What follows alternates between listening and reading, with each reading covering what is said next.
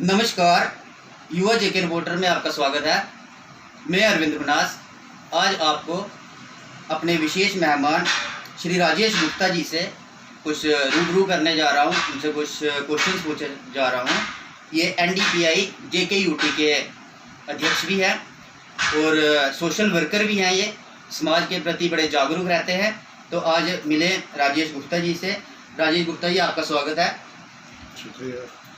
राजेश गुप्ता जी, आज हम आपसे ये जानना चाहते हैं कि जो हमारे यहाँ LG गवर्नमेंट है, LG गवर्नमेंट से आप खुश हैं? क्या आप सोचते हैं कि क्या जो LG गवर्नमेंट इस वक्त जम्मू कश्मीर के लोगों के लिए जो कार्य कर रही है, क्या आप उससे संतुष्ट हैं?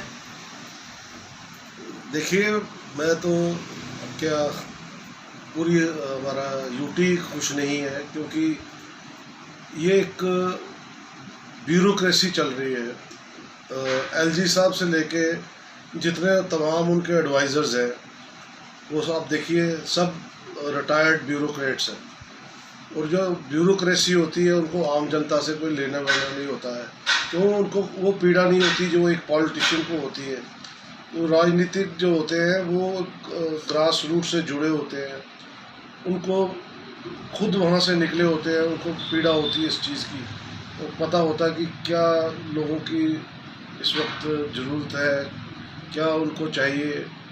लेकिन ब्यूरोक्रेसी, अफसरशाही, ये तमाम चीज़ें नहीं करते हैं लोगों के लिए। आपका मानना है कि JKUT में ब्यूरोक्रेसी का बोलबाला है इस वक्त? बिल्कुल जी, बिल्कुल, आप ठीक कह रहे हैं।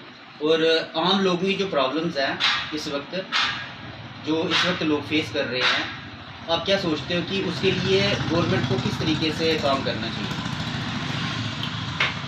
देखिए, जैसे मैं आपसे पहले अर्ज़ कर चुका हूँ कि ब्यूरोक्रेसी जो है, इनको आम पब्लिक से कोई लेना देना नहीं होता।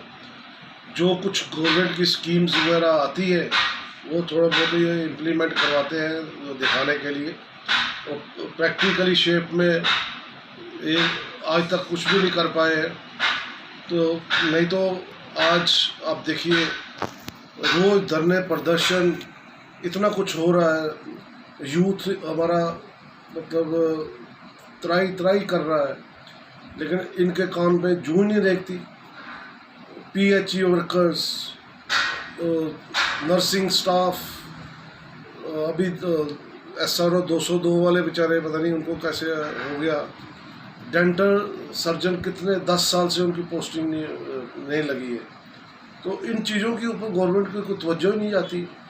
और मैं जब भी मेरा इंटरव्यू होता है, जब कोई मैं स्टेटमेंट देता हूँ, उसमें मैं ह्यूमन वैल्यूज़ का ज़रूर ज़िक्र करता हूँ, क्योंकि यहाँ हमारी एडमिनिस्ट्रेशन में ह्यूमन वैल्यूज़ की कोई कदर नहीं है। यहाँ पर आए दिन एक्सीडेंट्स होते हैं। मैं चला कर बोलता रहता, मेरा न्यूज़पेपर भी है, उसमें भी मैं आर्टिकल्स लिखता हूँ कि भाई ह्यूमन वैल्यूज़ की कदर करो, क्योंकि सबसे इम्पोर्टेंस जो होती है ह्यूमन वैल्यू होती है। उसके बाद दूसरा और कहता हूँ कि हेल्थ सर्विसेज को बूस्ट करो।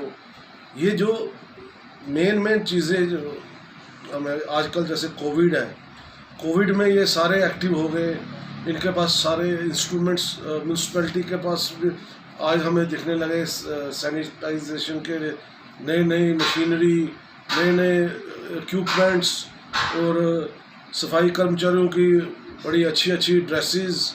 हालांकि ये चीज़ें पहले भी उनको प्रोवाइड करनी चाहिए थी, और ये डेली होना चाहिए था इसी सिस्टम।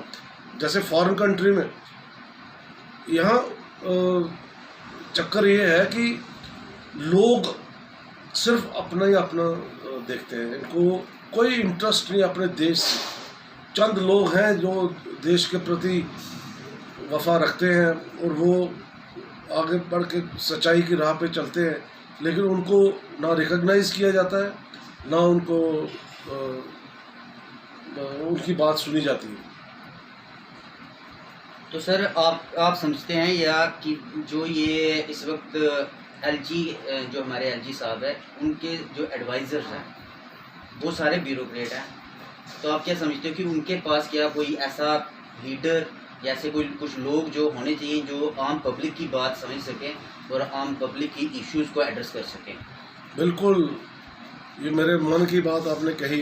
देखिए, मैं पहले भी बोल चुका हूँ कि पॉलिटिशियन जो है वो पीड़ा समझते हैं, चाहे वो खुद भी बहुत करप्ट रहे हों, उन्होंने करप्शन की हो, कोठियाँ बनाई हो, चाहे वो कभी ऑटो ड्राइवर रहे हो, जहाँ कोई प्रोफेसर रहा हो, जहाँ किसी की बिजली की दुकान हो छोटी सी, जहाँ कोई स्टोर कीपर रहा हो, लेकिन वो फिर भी उनको क्योंकि उन्होंने अपना सारा कुछ बना लिया होता है, तो फिर उनको दिल करता है कि चल यार हम लोगों की भी कुछ सेवा करें।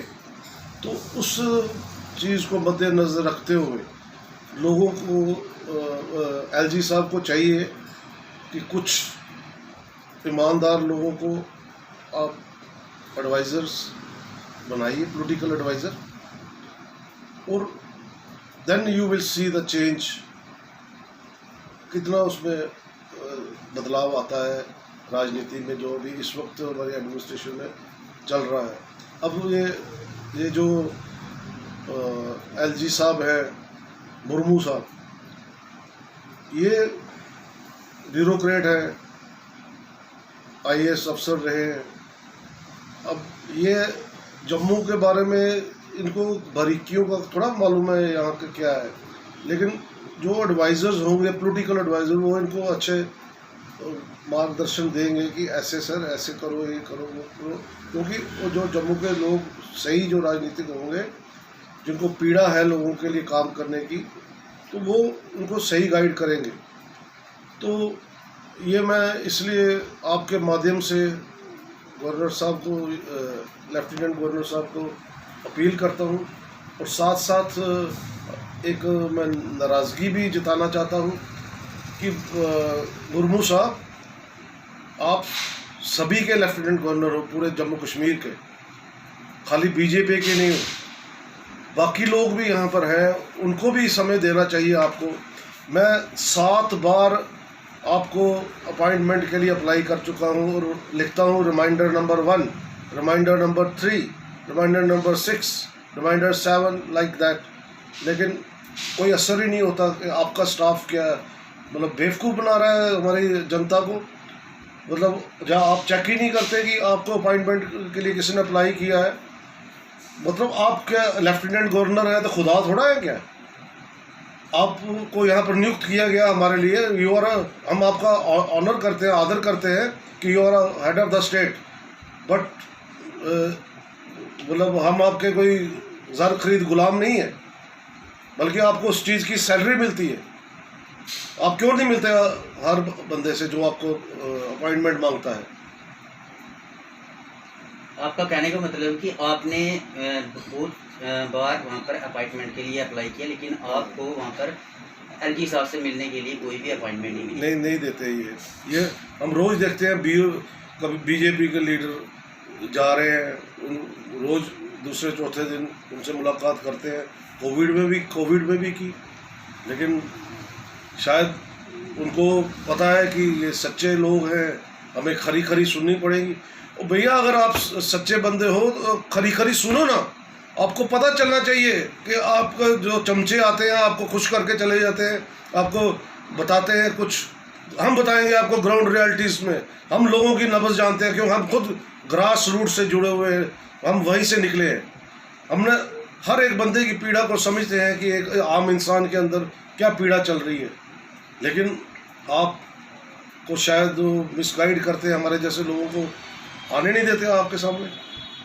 तो सर, लोगों की जो मैंने एक और जो बर्निंग इशू है इस वक्त जम्मू कश्मीर में, खास करके जम्मू प्रोविंस में, वो है टोल प्लाजा। आपने देखा होगा कि टोल प्लाजा में कितना अभी हर एक 30 या 40 किलोमीटर के बाद गवर्नमेंट एक टोल प्लाजा लगा रही है, और वो सारा बर्डन जो है वो सारा ही आम पब्लिक पर है। तो आप इस बारे में आप क्या कहेंगे? अपनी तरफ से गवर्नमेंट को कोई सुजेशन दे सकते हैं, कह सकते हैं कि ये लोगों की पीड़ा को समझे और ये टोल प्लाजा को कुछ उसके बारे में करें? टोल प्लाजा का अगर आपने पूछना है तो पहले आप बीजेपी वालों से पूछो, रविंदर रैना से पूछो, जो कह रहे हैं मैं देखता हूँ कौन आता है यहाँ, मैं उखाड़ के फेंक दूंगा। कड़ा वो उखाड़ के फेंक है, सिर्फ करनी और कथनी में बड़ा फर्क लग है। रहे हैं ना, अभी आप देखें ना कि अभी अखनूर के लिए भी कुछ कह रहे हैं, इसके अलावा आप देख सकते हैं। नहीं, ऐसे ये ही साबित करता है इन लोगों के झूठे वादे। अगर आप में औकात ही नहीं है रविंदर रैना तुम्हारी उखाड़ने की, तो तुम ये लोगों को बेवकूफ़ क्यों बनाते हो, क्यों डालते हो झूठे वादे, और वहाँ पर इंटरव्यू में बड़ा अपने बताते हो मैं मसल पावर है, तो ये इन चीज़ों से नहीं होता है। इस चीज़ों से तुम्हारी इमेच्योरिटी दर्शाती है। तुम वो जो हो ना गे वही हो, बस वही बने रहो। तो अभी हमारे साथ राजेश गुप्ता जी थे, तो बड़े बेबाक तरीके से उन्होंने अपनी बात रखी, और हमें आशा है कि गवर्नमेंट जो है इस बारे में सोचेगी, और एक बार कम से कम हमारी तरफ से हम ये सोचते हैं एक बार कम से कम एलजी साहब को मिलना चाहिए आम पब्लिक से, इन लोगों से जो अपॉइंटमेंट मांगते हैं। धन्यवाद।